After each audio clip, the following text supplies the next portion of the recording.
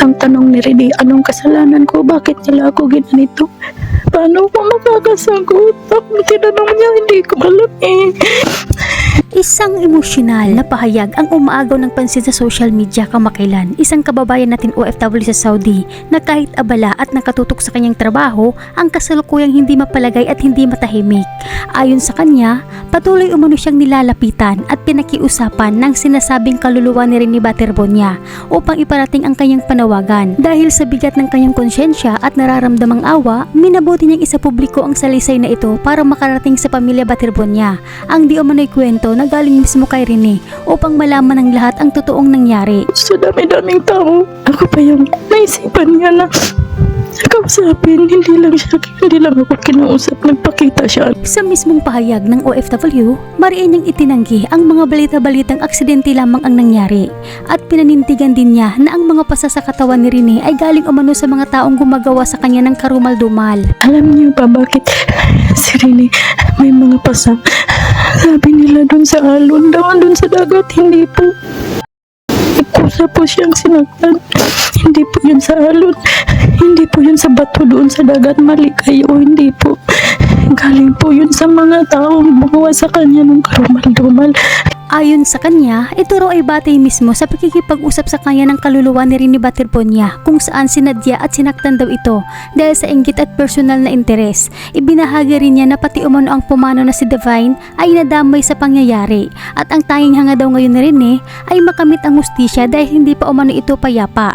Para sa karagdagang impormasyon at buong salisay ng OFW, pakinggan at panoorin natin ang kanyang mga ibinahagi. Tinatanong ko sa sarili ko sa dami-daming tao. Ako pa yung naisipan niya na kausapin, hindi lang ako kinausap, nagpakita siya. Alam niyo ba kung anong umpisa nung nagpakita siya?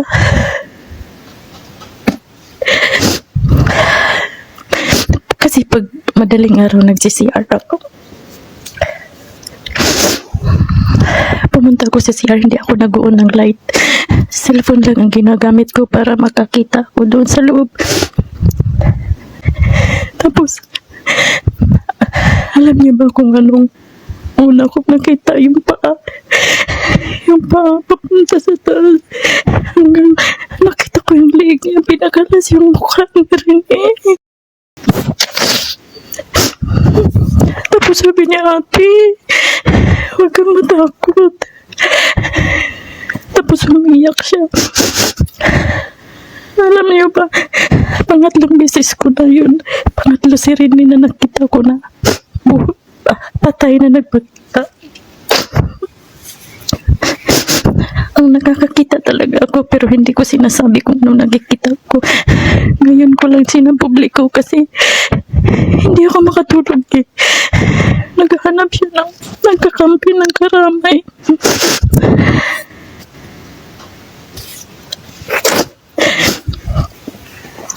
Tapos wala akong imik. Nakatitig lang ako sa kanya at tulala. Tapos sabi niya hindi ako masama.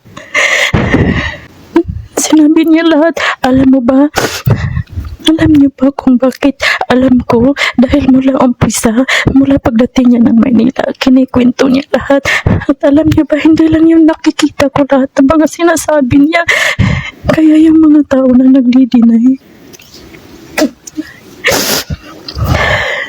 darating ang panahon kakanta at kakanta rin kayo. Alam niyo ba, sa tuwing nagsasalita siya, pumapatok na ako niya kahit patay siya. Pag ikaw makakita, masasabi mo buhay siya.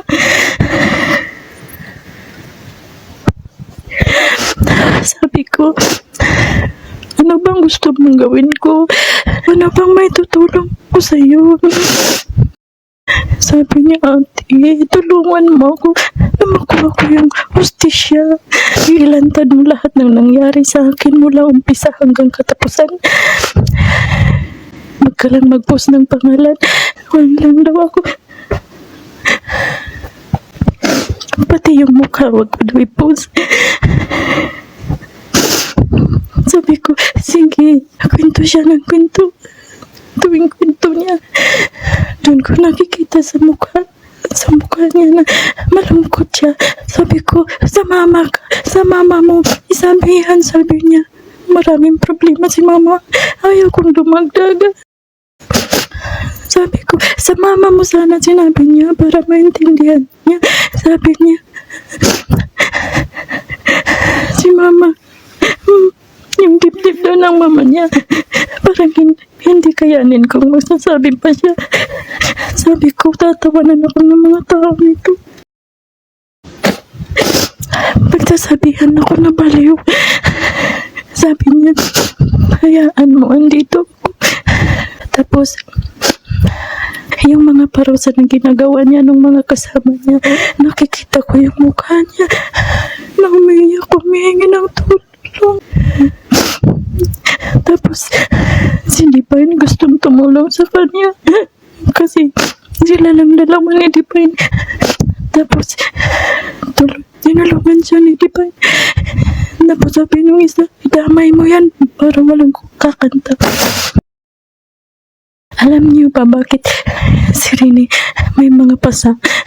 Sabi nila dun sa alon daw, dun sa dagat, hindi po. Kusa po siyang sinaktan.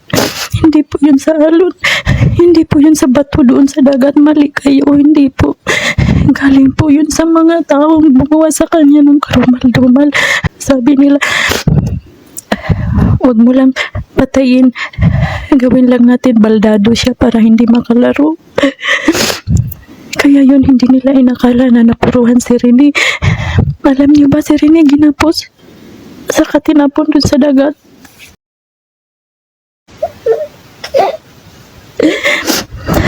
Akala nila patay si Rene. Tapos, nung si Divine din, kasi hindi napuruhan, sinali nila doon. Tapos, nung si Divine hindi marunong talaga lumangoy. Tapos, kinaya ni Divine na kunin si Rene para hindi mapunta doon sa malayo.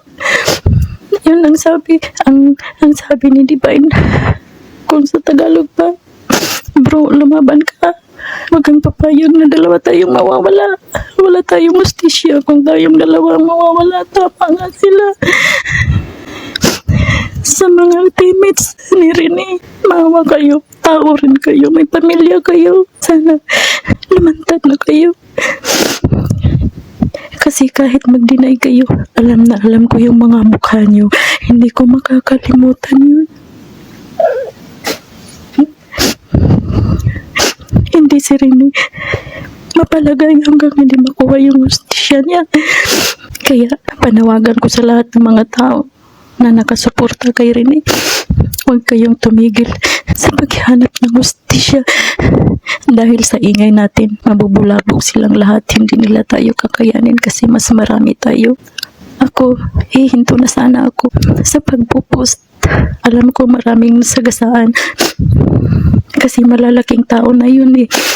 Pero wala akong magawa. Hustisya ang kailangan namin. Hustisya ang kailangan ni Rene. Ang tanong ni Rene, anong kasalanan ko? Bakit nila ako ginanito? Paano ko makakasagot? Ako tinanong niya, hindi ko alam eh.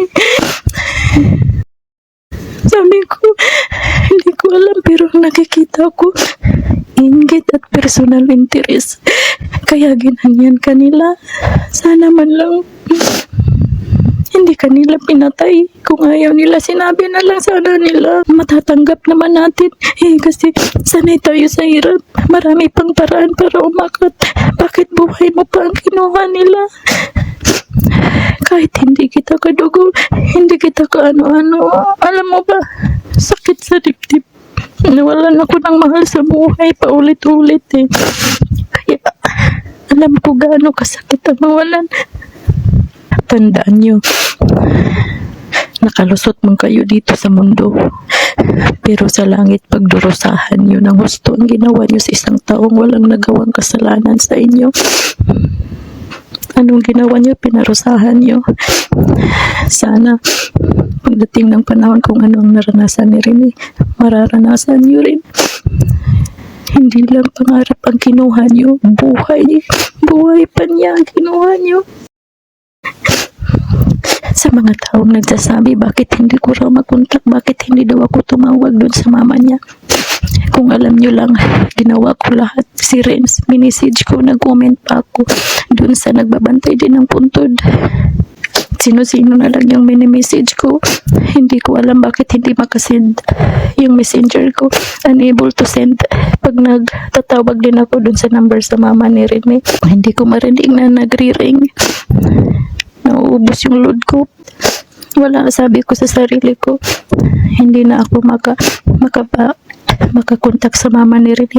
Kaya ipopost ko na lang lahat. Para malaman din ng buong mundo kung anong nangyari kay Rene, kasi yun ang hiling ni Rene. Sa tuwing may kakanta, hinaharangan ni doon pala sa NBI. Alam ko nakaharang na siya kasi yung general tinitip niya, yung mga tauhan niya, mag-ingat kayo kung sino man ang gustong lumantad. Siguraduhin niyo muna yung tao na yun, hindi siya tao ng general na yan. Kasi kung alam niya, hindi ka makakalabas sa buhay. Sa mga message, sa mga response ko, kung hindi niyo nagustuhan, nasasaktan lang kasi ako eh. Tapos nakakabasa ako ng hindi maganda, kaya nire-resbakan ko rin sila. Yun lang po. Isang napakabigat at emosyonal na salaysay ang ating napakinggan ngayon. Ikaw kabayan, pagkatapos mo mapakinggan ang buong pahayag, ano ang nasa isip mo? Naniniwala ka ba sa naging kwento ng ating kabayan? Naniniwala ka rin ba na ang isang pumanaw ay may kakayahang magparamdam kahit sa hindi niya kakilala para lang ipaglaban ang kanyang hustisya? Ibahagi ang iyong opinion at ikomento ang iyong saloobin sa ibaba. Salamat!